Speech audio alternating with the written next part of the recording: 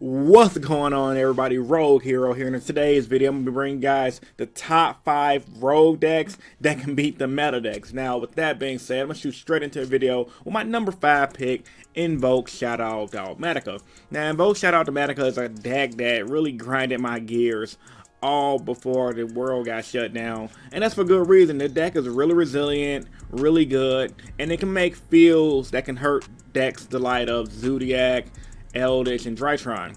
The deck has access to Super Poly. Winda is a beast in this deck, forcing the opponent to only special summon with one monster on the board.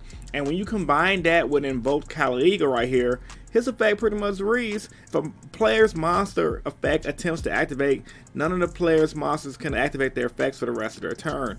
While this card's face up on the field, each player can only attack one monster. So that combo with Winda G, bro, a lot of players is not going to be able to function. Now, if you go first against somebody and open up this with a Super Poly and like an Alistair Invoker, for example, what's somebody going to do? Seriously, what are they going to do? Not a dang thing.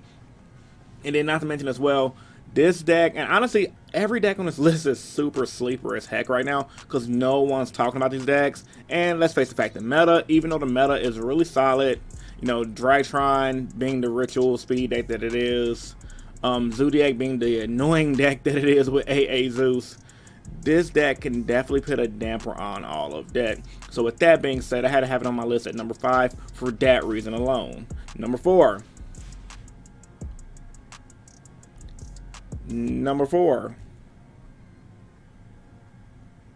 Salamangreat. Now, Salamangreat is another solid deck that people kind of figured that it's kind of garbage, and of course, due to the hits on the ban list, I completely understand where people are coming from. Don't get it twisted. I was one of those Salamangreat naysayers as well. But bro, watching good players play the deck, like DeBustin Wilson, for example, awesome Salamangreat player, he knows the deck in and out. The deck still has amazing first turns with their traps, the Salamangreat Roar, and the Salamangreat card that pops monsters on the opponent's board. And honestly, going up against a board popper, a trap negation, and a card like Salamangreat Wolf, which can recycle Ash, Blossom, and Joyous Ring, that is really difficult for any deck to face off against. The deck can still OTK, and if you play the deck correctly, it can completely grind the opponent out. Now, of course, negatives of this deck is it is kind of getting dated by today's meta standards, because literally today is break my board or bust, meaning 2 to 3 negates ain't gonna cut it. But this is kind of like a toolbox type of deck. You have to research and utilize what you have at your hand in order to beat the meta with the deck. And of course, with amazing link monsters out like Access Code Talker, it allows the deck to just OTK with the quickness. So with that being said, it had to be on my list at number 4, just for still being a good card. I don't see the deck ever being tier 1 again, but until the deck has cards that come off the ban list, it's going to hover around that rogue spot for time to come. Next up, Prank Kids. Now, Prank Kids, bruh, shout outs to my homie at Locals, Robert Kramer, for showing me the sauce with Prank Kids. Meow Meow made this deck a lot better. Bro, Meow Meow effect reads: if a Prank Kid monster you control would tribute itself to activate its effect during your opponent's turn, you can banish this card you control or from your graveyard instead. You can only use this effect of Prank Kids Meow Meow once per turn. Why is that good? Because the deck freaking grinds, literally. Every time a Prank Kid monster goes to the graveyard, they can use their effect to tribute it off of them with like the dog one, for example, bring their field back, stall the opponent out. They're doing all of this on the opponent's turn, and on top of that, they can fuse and slowly beat you down to an OTK. The deck literally is hard to OTK because once they get to setting up their deck, it's literally hard for any deck that's not named Heroes to really beat this deck, because once they start getting set up, there's not a lot that you can do. Now, like I said, of course, in the current meta, we have Drytrons, we have decks that set up 5 negates.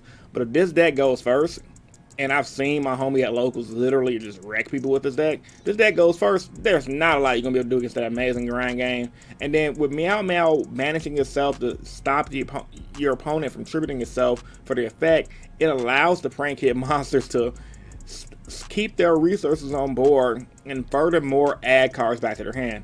I mean, the deck is just going to get better with time, because it's one of those decks that it's always going to be good unless the metagame just get too out of control. I don't think the metagame can get too out of control to the point where this deck is not going to be able to use. So for that reason alone, I had to have it listed number 3. It probably should be higher now that I'm thinking about it. But the fact that a card like Dark Law or any banishing graveyard effect can just like side decking for this deck sucks. Because literally, if the opponent is banishing all of your stuff, like with a Dark Claw, Macrocosmos, Dimensional Shifter, or just some form of Nibiru, this deck does have a hard time. But for what it does have a hard time with, if your opponent don't have the out, this deck is gonna show you the spice. Trust me on that. So yeah, man, don't be afraid to be on the lookout for prank kids if you guys are not playing rogue decks, because this deck will bite you on the ASS. Next up, Dinosaurs. Dinosaurs, honestly, it wasn't on my last list. On my last rogue deck list, I said to look out for 2021. It had Alter Guys, and I also had the other deck that flip-flop Subterror.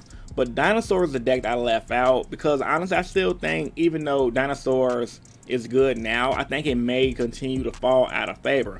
But as it stands, bruh, this deck is still good.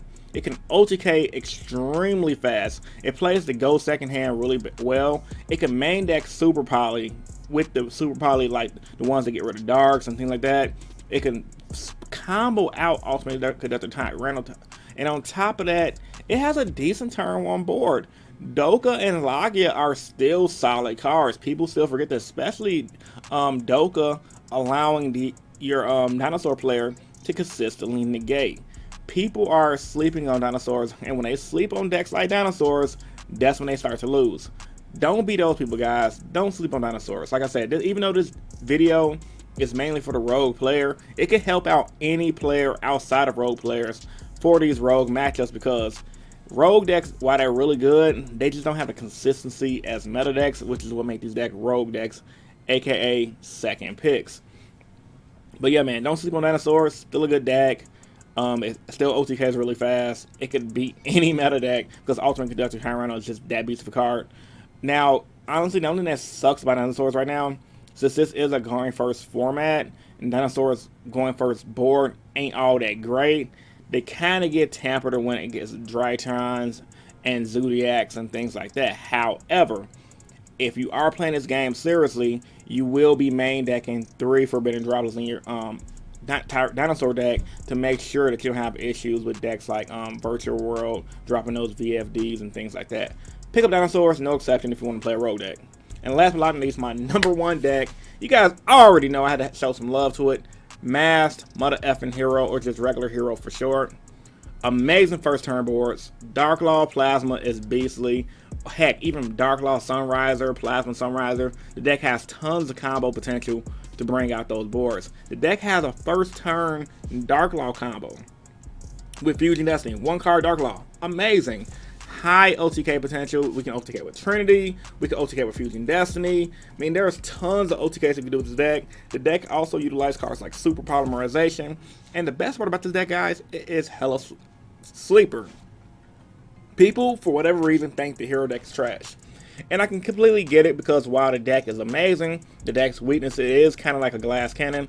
Like I mentioned in my last rogue deck video, Heroes is definitely the Akuma of the Yu-Gi-Oh! TCG. For you guys that are fans of Street Fighter Third Strike like myself, you guys already know Akuma is a freaking character that literally, he has good combo stats. He has arguably better combos than Ryu and Ken. His only downside is he takes damage a lot harsher than everyone else. So while he can combo, the 1 or 2 times he get hit, he's going to lose half of his health bar. And that's Heroes. Like, it can do so much good stuff turn 1, so much good stuff going second, but literally, when it loses this board, it hurts to come back.